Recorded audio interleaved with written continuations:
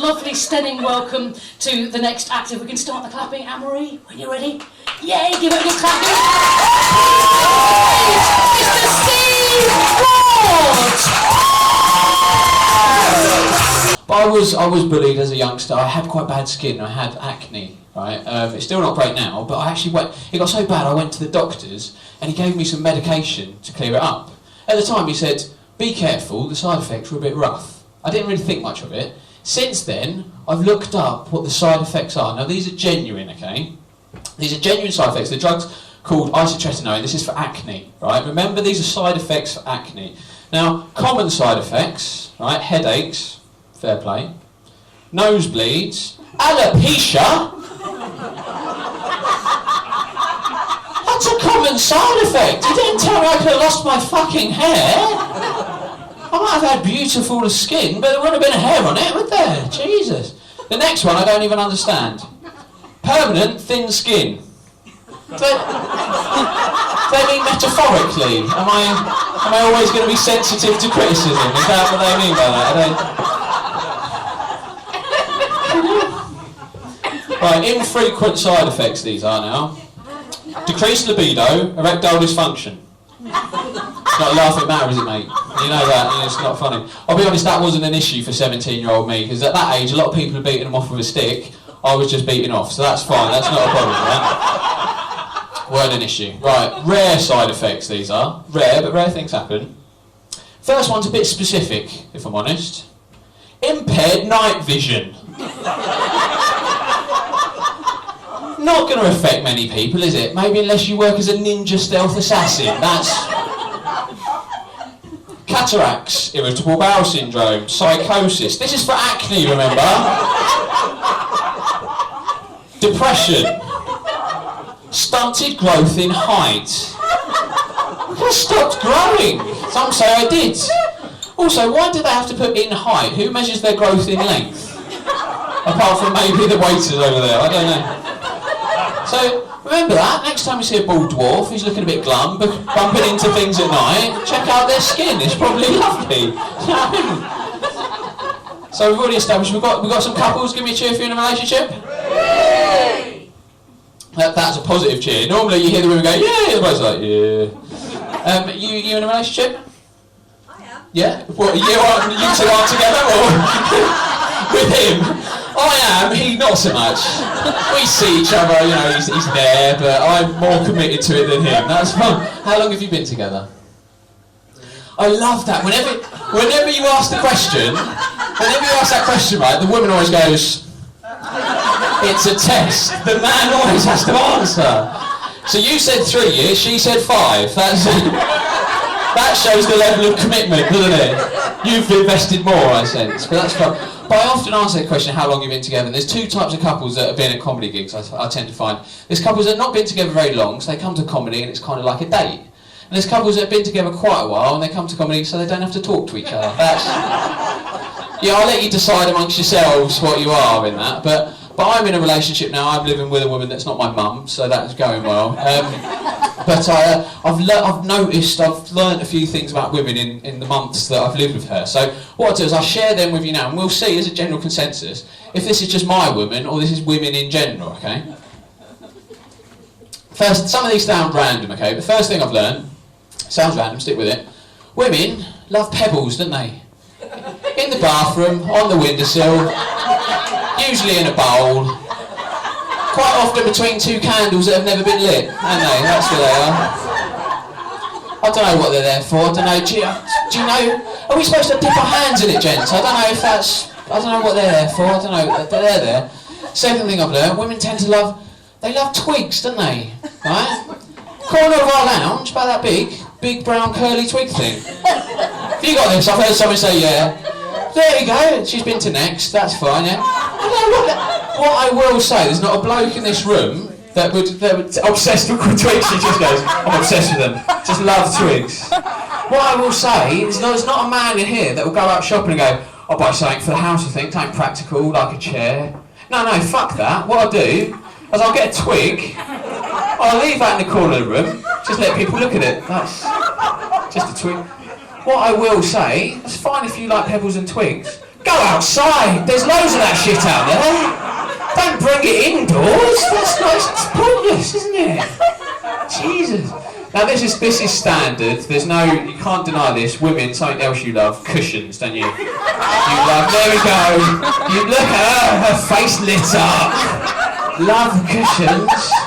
They're everywhere in our house. Honestly, everywhere. In our house, you can't fall over and hurt yourself. Honest to God, they're everywhere. The other day, she come home and she'd spent £50 on a cushion.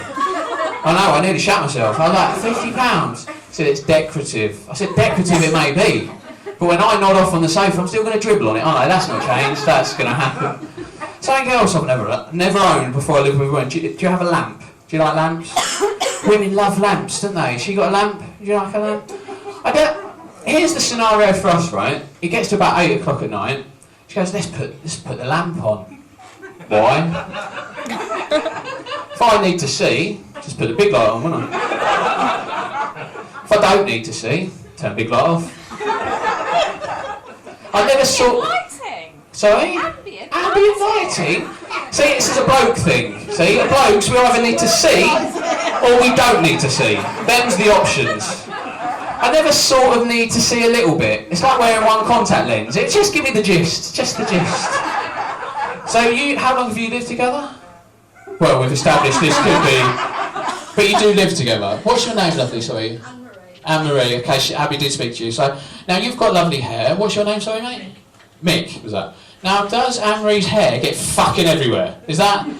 For me, it's like living with a Yeti, I swear to God. Is this just me? There's not a surface in our house without a hair on, I swear to God.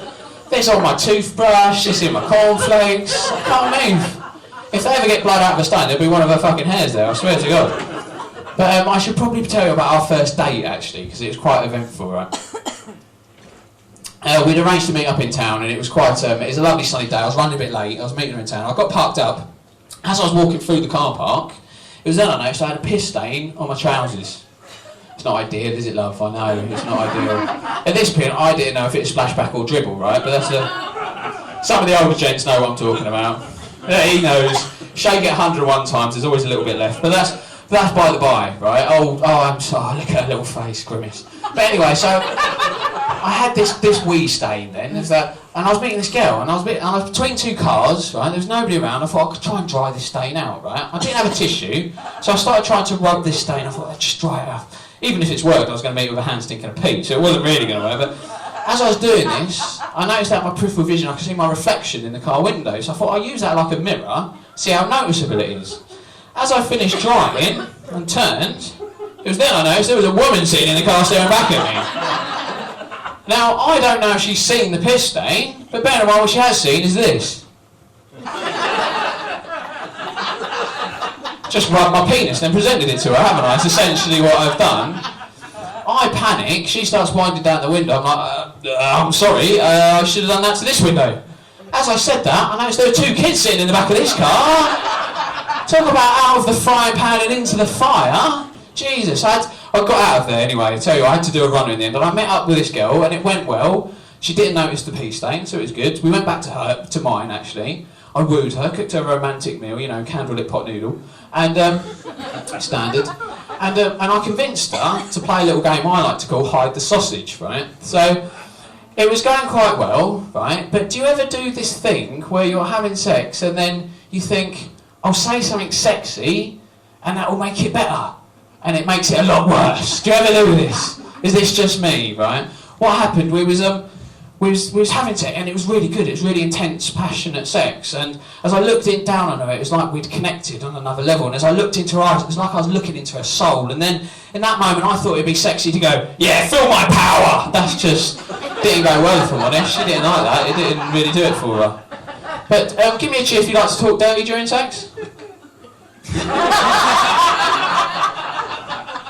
Give me a cheer if you just like to talk. It's just like, just silence. I just try and count, really, count the rhythm. I feel like I knew who's going to go with this. I was at a gig recently in Brighton, so not far away, and I said to this geezer in the front row, he said, yeah, he likes to talk. I said, what's the funniest thing you've ever said during sex? He went, I'm going to hurt you.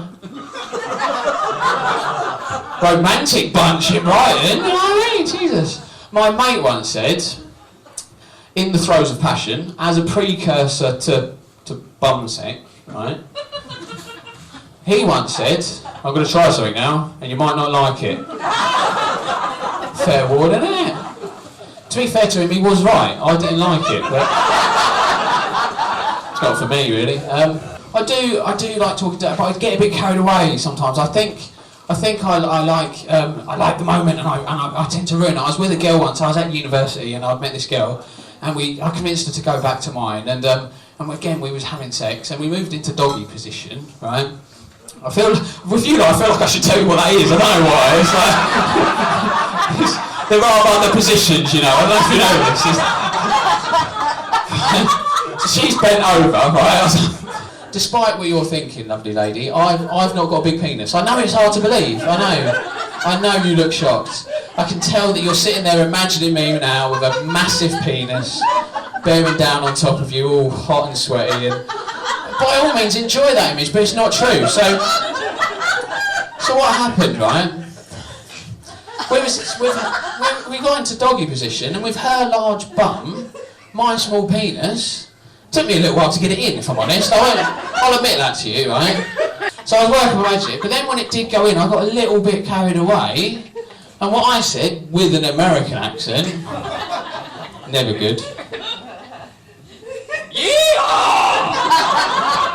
I yee-harder! I've never yee-hard at anyone in my life. I don't know why I thought that was a good time to do it. The first time you yee-haw shouldn't be during sex, if I'm honest. I know what's going to be the answer to this. Has anybody tried internet dating? Yeah. I sense when you guys dated, it was writing a quill and sent with a pigeon, wasn't it? Is that what it was? Is that what it was? But there's this thing now online, I don't know if you've seen it, called Misconnections. And I'll tell you what it is. Misconnections is part of a website. Here's the scenario. You're out and out doing your day-to-day business. You see somebody you fancy and you don't talk to them. You regret that. Right? You go home, you regret not talking to them, so you think, right, I'll go on to Misconnections, I'll write them a little message. In the hope that when they get home, they're vain enough to think, I was looking pretty good today. I'm sure somebody wanted to talk to me. I better check Misconnections. It's the Mount fucking Everest of vanity, right?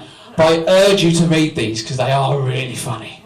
I was having a look there a few weeks ago, and this is a genuine advert on Misconnections, okay? If I can open it up. Right, now, something is not quite right about this advert.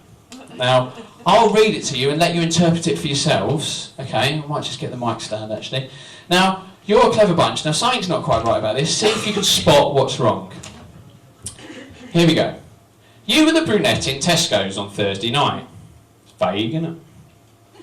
You saw me following you. I could tell you were as scared to talk as I was, as I could see the fear in your eyes. He continues. It was a shame you must have been running late for something, as when I did follow you outside to talk to you, you started to run. Here's how he finishes this little romantic note, right?